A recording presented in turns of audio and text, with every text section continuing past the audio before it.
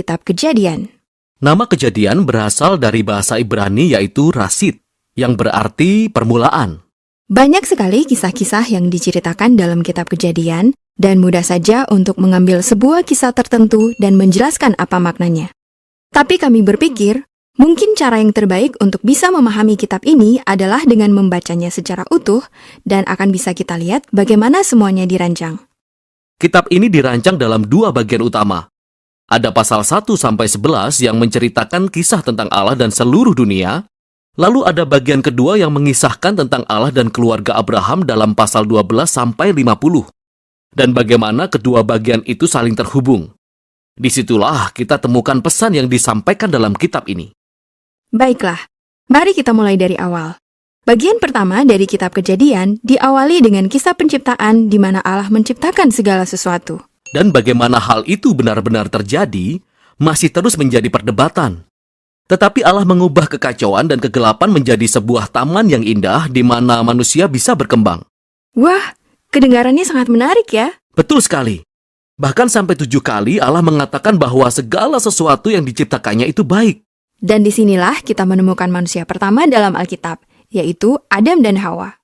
Mereka berdua adalah tokoh-tokoh perorangan, namun juga adalah wakil. Adam adalah kata Ibrani untuk kemanusiaan, sedangkan Hawa merupakan kata Ibrani untuk kehidupan. Dan Allah menciptakan mereka sesuai gambarnya. Dengan kata lain, manusia mencerminkan atau dimaksudkan untuk mencerminkan kreativitas, kebaikan, dan karakter Sang Pencipta kepada dunia yang diciptakannya. Dan mereka dimaksudkan untuk berkembang biak, membangun budaya, lingkungan, kesenian, taman, dan lain sebagainya. Namun Allah memberikan mereka pilihan moral tentang bagaimana mereka akan membangun dunia ini.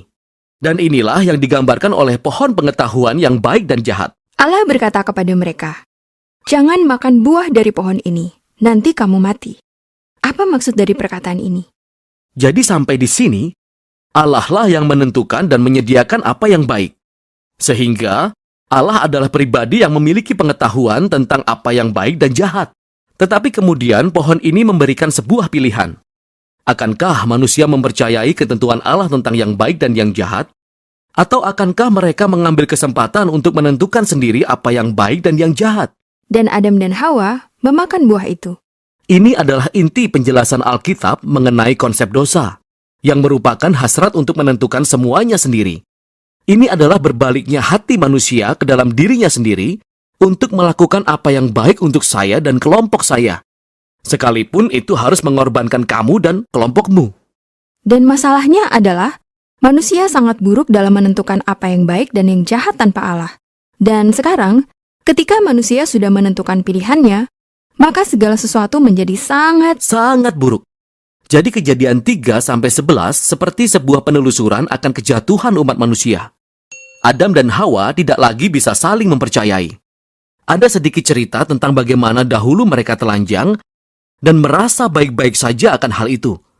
Namun sekarang, mereka merasa malu karena seketika itu pengertian Adam mengenai baik dan jahat berbeda dengan Hawa. Dan kemudian mereka saling menyembunyikan diri. Ada kisah lain mengenai pencobaan. Kain sangat cemburu terhadap adiknya, Habel. Kain menyerah atas pencobaan dan membunuh adiknya. Persis setelah kisah tentang Kain, ada kisah tentang seseorang yang bernama Lamek. Yang kita tahu tentang Lamek adalah bahwa dia mengoleksi banyak istri seperti sebuah properti. Dan dia menyanyikan lagu tentang bagaimana dia itu lebih jahat dan pendendam dibandingkan Kain. Dan dia bangga akan hal itu. Segala sesuatu tentang umat manusia menjadi amat buruk. Sehingga kita saksikan Allah memutuskan untuk membinasakan manusia. Ya, pada umumnya kita berpikir kisah tentang air bah adalah kisah tentang kemarahan Allah. Namun sebenarnya hal itu diawali dengan kesedihan dan duka Allah tentang keadaan dunia. Oleh karena keinginannya yang sangat besar untuk menyelamatkan kebaikan dalam dunia, Allah membasuh bersih dunia melalui air bah. Namun ada secercah harapan. Allah memilih Nuh dan keluarganya dan menyelamatkan mereka dalam sebuah perahu. Jangan lupa tentang hewan-hewan. Betul, dan hewan-hewan. Jadi Nuh dan keluarganya akan memulai kembali kehidupan manusia. Pasti Nuh adalah seorang yang hebat. Namun berikut ini adalah kisah yang kebanyakan orang tidak tahu karena kisahnya sangat aneh. Nuh turun dari perahu dan menanam anggur, dan dia menjadi sangat mabuk. Lalu terjadi sesuatu yang menyimpang di dalam tenda bersama anaknya. Ini adalah kisah yang tragis. Dari sini, kehidupan manusia bertumbuh kembali. Namun, keadaannya sama buruknya dengan sebelumnya. Dan kisah terakhir adalah kisah yang terkenal tentang Menara Babel. Dalam kisah ini, semua bangsa berkumpul menjadi satu untuk menggunakan teknologi baru yang mereka miliki, yaitu batu bata. Mereka ingin mencari kemasyhuran, membangun kota yang besar dengan menara yang menjulang sampai dapat menjangkau para Allah. Tetapi Allah tahu bahwa kota ini bisa menjadi sebuah mimpi buruk. Jadi dalam belas kasihannya, Allah menyerakkan mereka. Semua kisah ini menggarisbawahi ide dasar yang sama. Ketika manusia merebut otonomi Allah dan menentukan apa yang baik menurut pengertian mereka sendiri. Hasilnya adalah dunia yang penuh dengan tragedi dan kematian. Dan ini membuat kita bertanya-tanya, adakah harapan untuk manusia? Ya, ada. Kisah selanjutnya akan menjawab pertanyaan ini.